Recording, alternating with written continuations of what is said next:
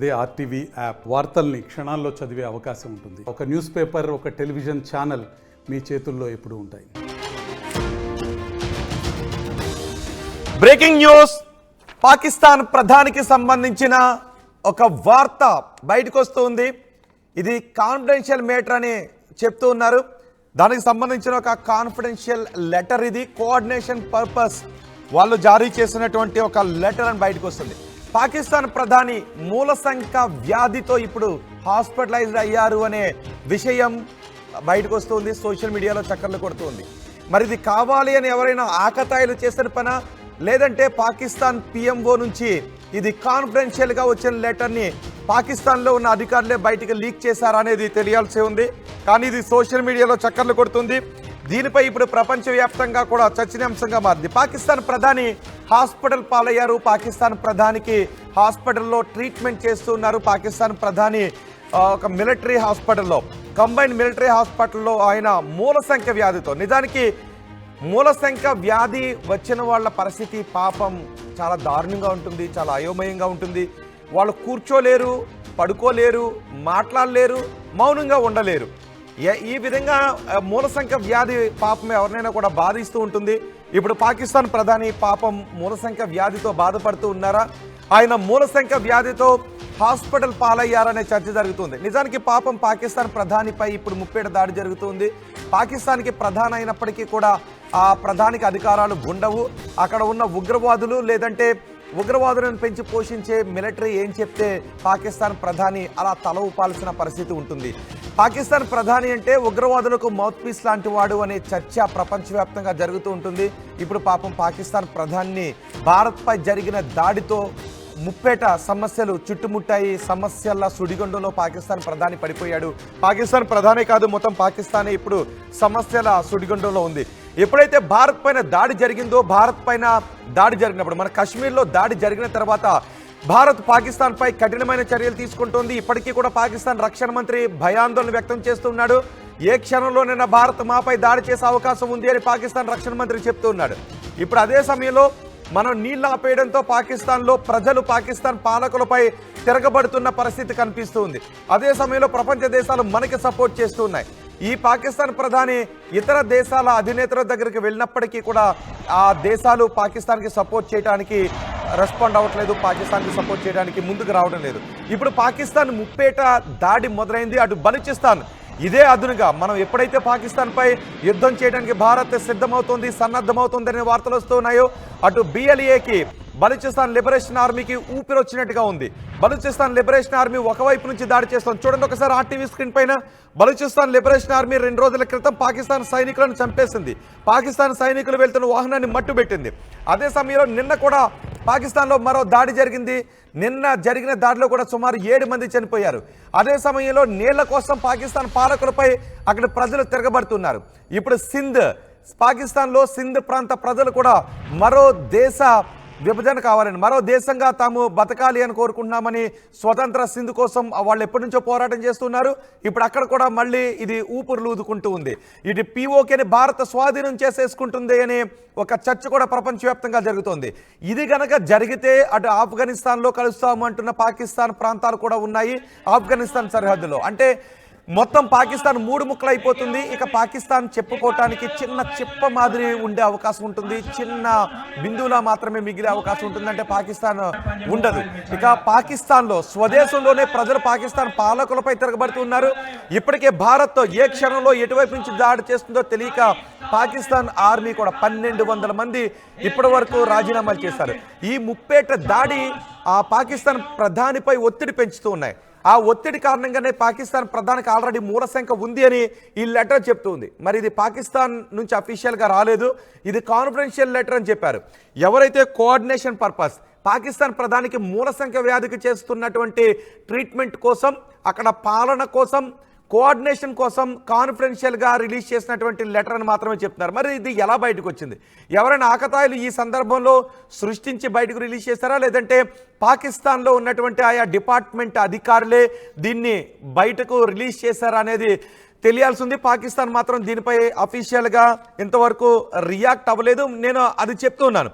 Pakistan prime minister Pakistan ఆ ఎంబ్లంతో పాటు అఫీషియల్గా వచ్చినట్టు 27వ తారీఖున confidential prime minister's office PMO నుంచి వచ్చింది.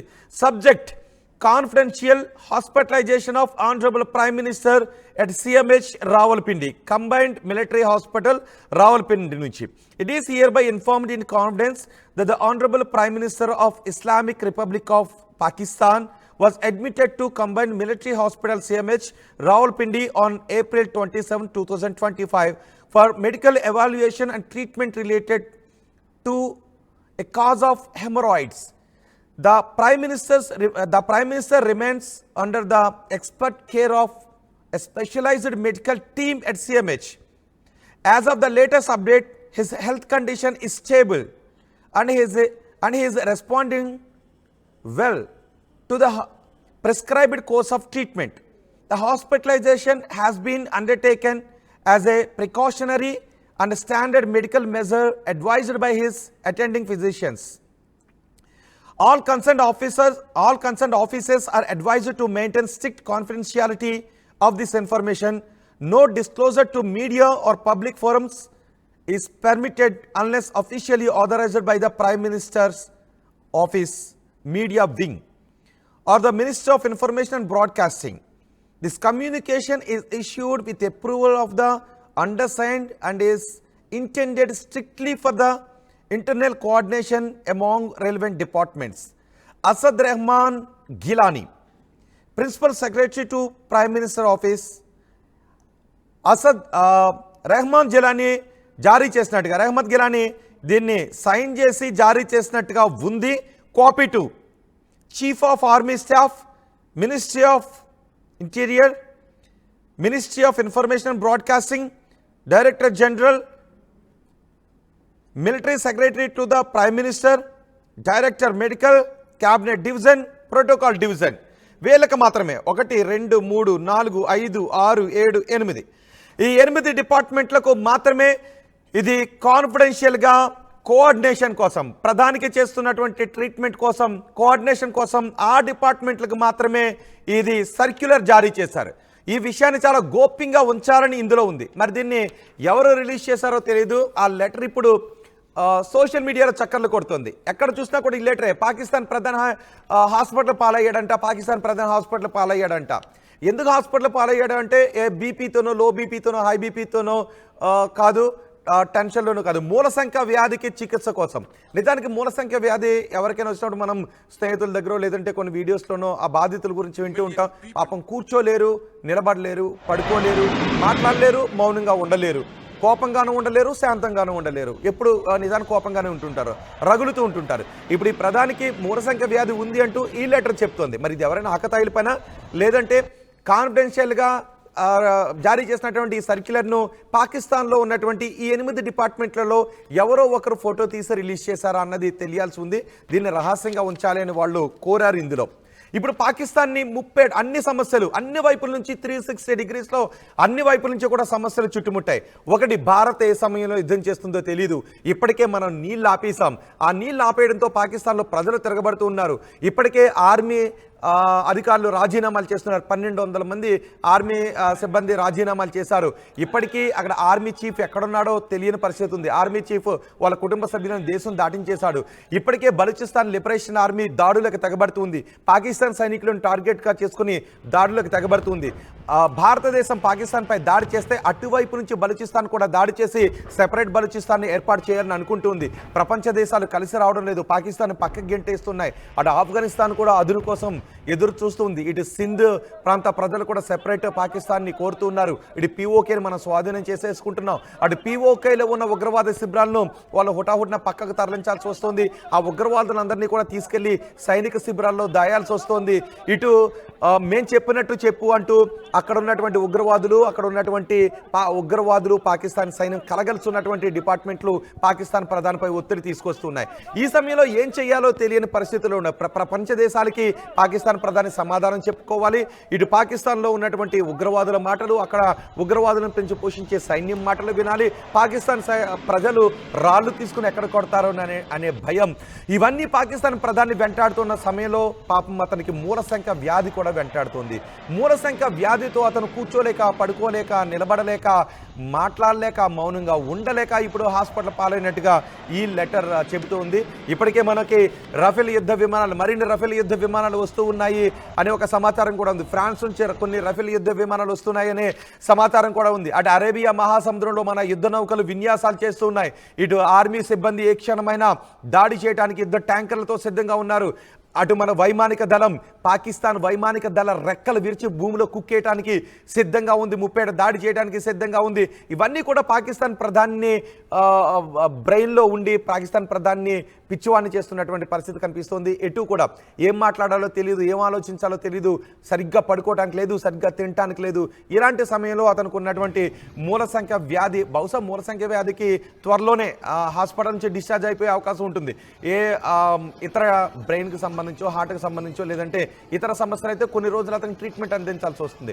కాబట్టి ఇది కాన్ఫిడెన్షియల్గా ఉంచి అతన్ని హాస్పిటల్ నుంచి డిశ్చార్జ్ చేసిన బహుశా ఈ విషయం పెద్దగా ఎవరికి కూడా తెలియదు. ఎందుకంటే ఇది మూలశంక వ్యాధి కాబట్టి. మూలశంక వ్యాధికి ఉపశమనానికి కొంత ట్రీట్మెంట్ చేయొచ్చు, లేదంటే వాళ్ళు సర్జరీ చేసి మూలశంక వ్యాధికి పాకిస్తాన్ ప్రధానికి ట్రీట్మెంట్ చేసే అవకాశం ఉంటుంది. కాబట్టి దీనికి సంబంధించిన వివరాలు వాళ్ళు గోప్యంగానే ఉంచవచ్చు. కానీ పాకిస్తాన్లో ఉన్నటువంటి కోఆర్డినేషన్ పర్పస్ జారీ చేసినటువంటి ఈ సర్క్యులర్ను ఎవరో బయట పెట్టేశారు. పాకిస్తాన్ ప్రధానికి మూలశంక అంట అని. పాపం ఇప్పుడు పాకిస్తాన్ ప్రధానికి మూలశంక అంట అని ప్రపంచ దేశాలు మాట్లాడుకోవాల్సి వస్తుంది. ఏంటి పాకిస్తాన్ ప్రధాని పరిస్థితి అని పాకిస్తాన్ ప్రజలు మాట్లాడుకోవాల్సి వస్తుంది, ప్రపంచ దేశాలు కూడా మాట్లాడుకోవాల్సి వస్తుంది. భారత్ విధిస్తున్నటువంటి ఆంక్షలను, భారత్ చేయబోతున్నటువంటి దాడిని పాకిస్తాన్ ఎలా ఎదుర్కొంటుందని ప్రపంచ దేశాలు చూస్తున్న సమయంలో పాకిస్తాన్ ప్రధాని మూలశంకతో హాస్పిటలైజ్డ్ అయ్యారు అనేటటువంటి విషయం కొంత ఆ దేశ ప్రజలకు కూడా షాకింగ్ న్యూసే, ఆ దేశ మిలిటరీకి కూడా ఇది షాకింగ్ న్యూసే. బహుశా ఒకవేళ అతనికి ఆల్రెడీ మూలశంక వ్యాధి ఉంది కాబట్టి నువ్వు ఈ పరిస్థితుల్లో ప్రపంచానికి, ప్రపంచ దేశాలకు నువ్వేమీ చెప్పుకోలేకపోతే వచ్చి హాస్పిటల్లో ఉండు, హాస్పిటల్లో ట్రీట్మెంట్ తీసుకుంటున్నట్టుగా ఉండిపోని ఒకవేళ పాకిస్తాన్ ఆర్మీ ఏదైనా సలహా ఇచ్చిందా, లేదా మూలశంక నిజంగానే బాధిస్తుందా? నిజానికి ఏదైనా టెన్షన్ వచ్చినప్పుడు కూడా మూలశంక వ్యాధి కొంత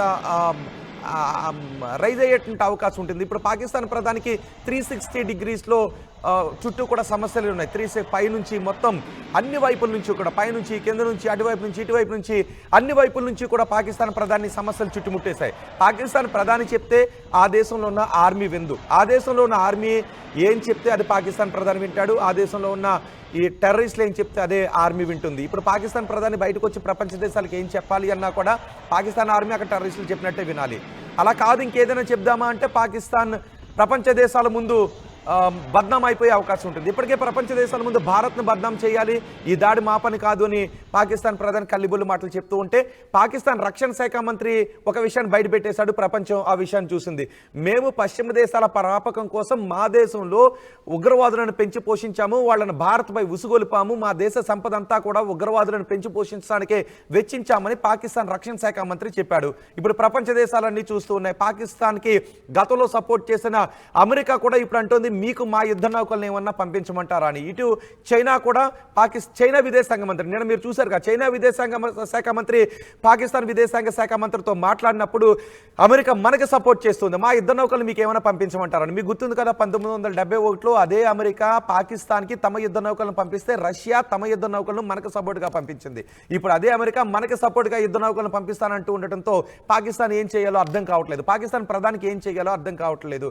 అందుకే వాళ్ళకి కొంచెం అక్కడక్కడ పిచ్చి మాటలు కూడా మాట్లాడుతున్నారు. కానీ పాపం ఈ పాకిస్తాన్ ప్రధాని మాత్రం మూలశంక వ్యాధితో ప్రస్తుతం హాస్పిటల్లో ఉన్నారు. చూడండి ఒకసారి, పాకిస్తాన్లో ప్రజలు ఇప్పుడు తిరగబడుతున్నారు. బహుశా రాబోయే రోజుల్లో పాకిస్తాన్ ప్రజలే పాకిస్తాన్ పాలకులను, పాకిస్తాన్ సైనికులను పిచ్చి కుక్కలను కొట్టినట్టుగా కొట్టే అవకాశం ఉంటుంది, రాళ్ల దాడి చేసే అవకాశం ఉంటుంది. అక్కడ ప్రజలు తిరగబడితే పాకిస్తాన్ పాలకులపైన, సైనికులపైన తిరగబడితే బహుశా మళ్ళీ వాళ్ళు దేహి అంటూ పక్క దేశాలకు పారిపోవాల్సినటువంటి పరిస్థితి పాకిస్తాన్లో వస్తుంది. అందుకే పాకిస్తాన్ ప్రధాని ప్రస్తుతం ఇప్పుడు మూలశంక చికిత్సతో హాస్పిటలైజ్డ్ అయ్యారు అనే వార్త ఇది నేను చెప్తుంది కాదు, సోషల్ మీడియాలో చక్కర్లు కొడుతుంది, పెద్ద ఎత్తున సోషల్ మీడియాలో చక్కర్లు కొడుతుంది.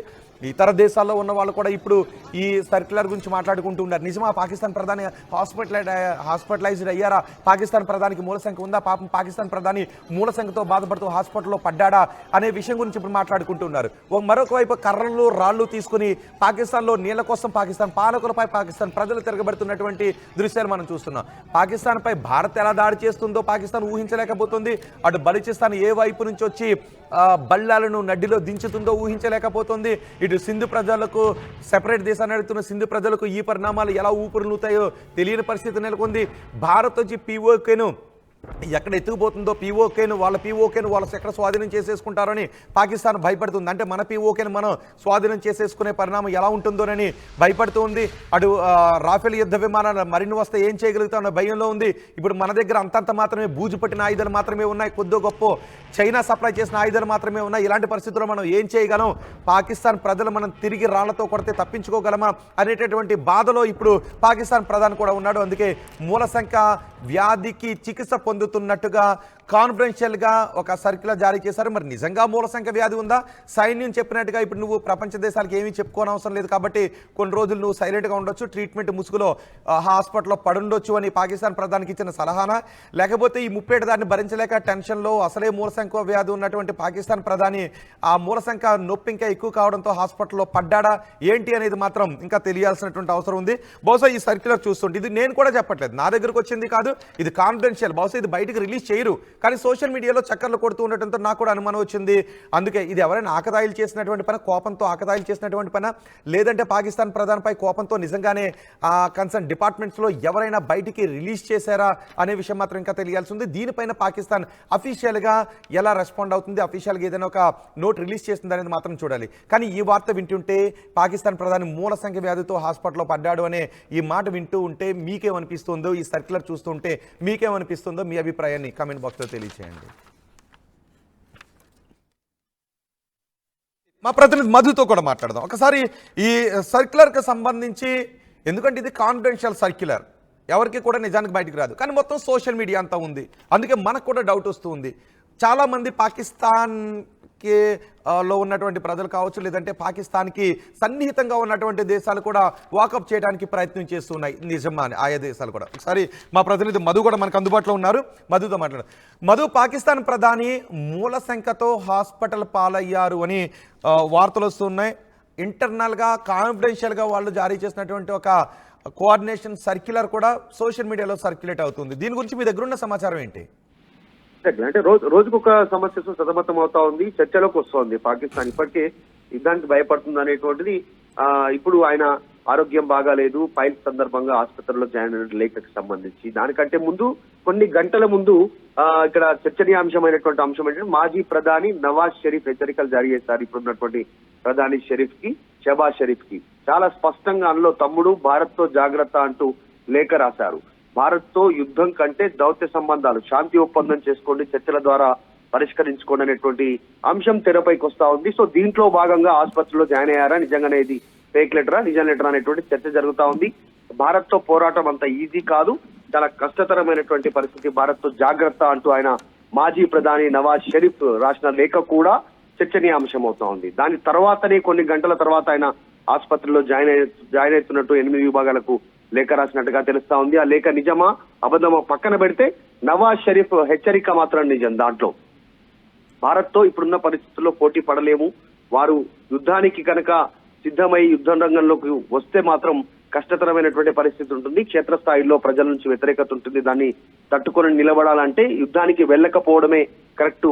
బయట దేశాల ప్రోత్సాహాన్ని పక్కన పెట్టి సొంతంగా ఆలోచన చేయండి, శాంతి ఒప్పందం పైన లేకుంటే దౌత్య ఒప్పందం పైన చర్చలకు వెళ్ళండి, భారత్ తో కాలబేరానికి వెళ్ళండి అనేటువంటి ఒక సూచన చేసినటువంటి.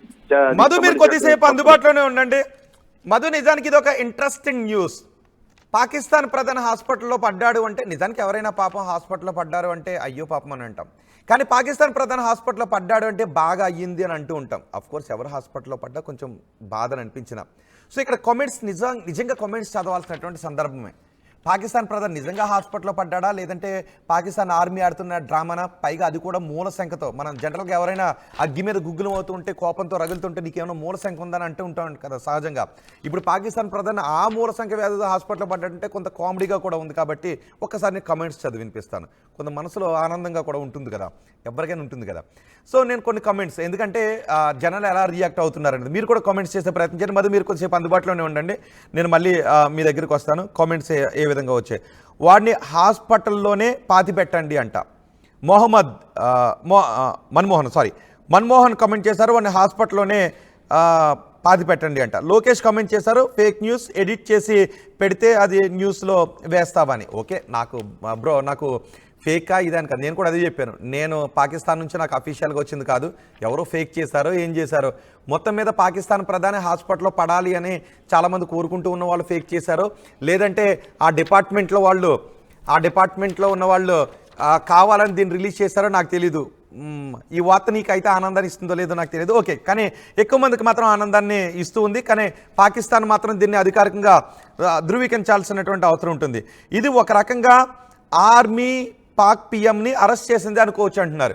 ఇందులో ఒకరు కమెంట్ చేశారు, ఒకవేళ ఆర్మీ, మనం చాలా సందర్భాల్లో చూసాం పాకిస్తాన్ అధ్యక్షులు మళ్ళీ ఆర్మీ వాళ్ళ అరెస్ట్ చేసి పాకిస్తాన్ అధికార పీఠం మీదకి వచ్చేటువంటి చర్యలు చాలా జరుగుతుంటాయి. పాకిస్తాన్ ఆర్మీయే పాకిస్తాన్ ప్రియంని అరెస్ట్ చేసిందేమో అనుకోవచ్చు అని. వీడిని మునీర్ లేపేయాలి అంటూ, మునీర్ అంటే సైనిక ఇది చీఫ్ కాబట్టి మునీర్ లేపేయాలి అంటూ కమెంట్ చేశారు. పిఎం అండ్ ఆర్మీ చీఫ్ మునీర్ని లేపేయాలంటూ ఓకే కామెంట్ చేస్తున్నారు, అంటే కోపాన్ని ఆ విధంగా కప్పుకుంటున్నారు. వైన్ హాస్పిటల్ మూల సంఖ్య ఎవరో కామెంట్ చేశారు, చిన్ని వైన్ హాస్పిటల్ మూల సంఖ్య వ్యాధితో. పాపం మూల సంఖ్య వ్యాధి వస్తే కూర్చోలేరు, నిలబడలేరు.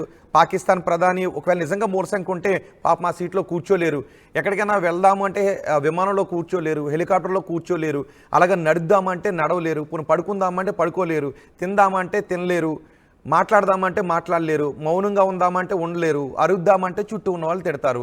ఇది నిజంగా పాకిస్తాన్ ప్రైమ్ మినిస్టర్ మూల సంఖ్య వ్యాధితో బాధపడుతుంటే పాకిస్తాన్ ప్రధాని అలాంటి చికిత్స కోసం హాస్పిటల్లో ఉన్నారని ఇది చెప్తోంది. ఇది ఒరిజినల్ ఫేకో నాకు కూడా తెలీదు.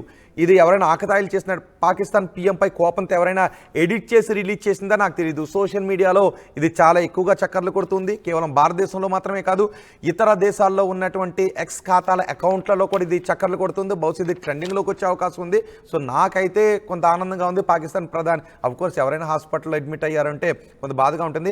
కానీ భారతదేశం మీద విషయం కక్కేవాడు పాకిస్తాన్ ప్రధాని అయినా తనకి ఏదైనా అయినా మనకి కొంత ఆనందంగానే ఉంటుంది. కాబట్టి కొంచెం బాగుంది, చెప్పడానికి కూడా బాగుంది.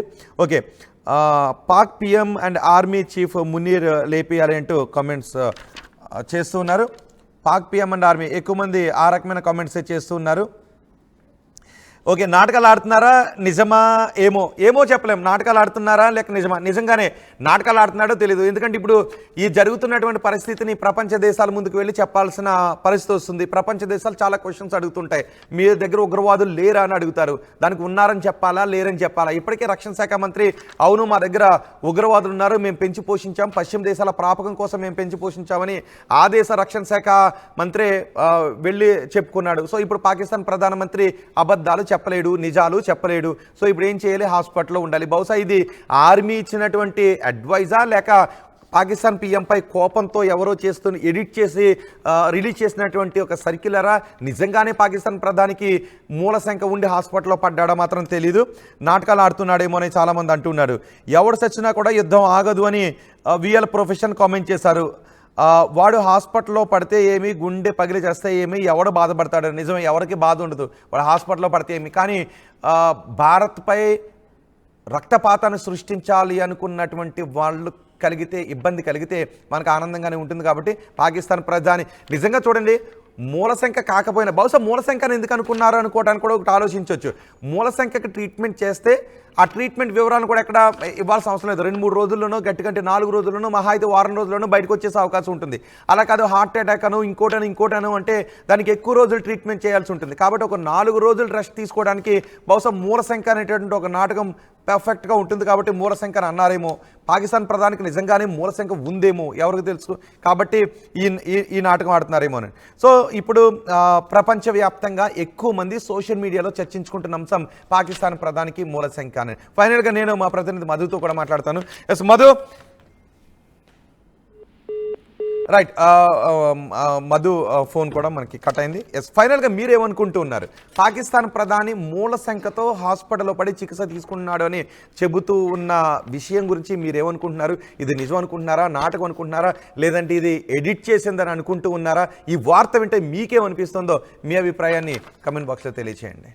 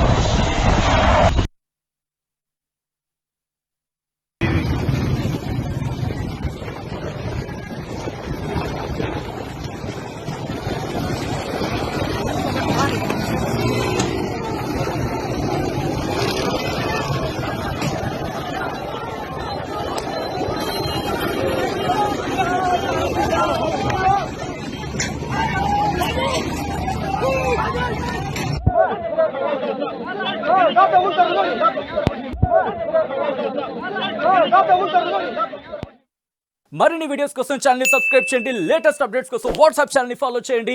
అండ్ లింక్ డిస్క్రిప్షన్ లో ఉంది.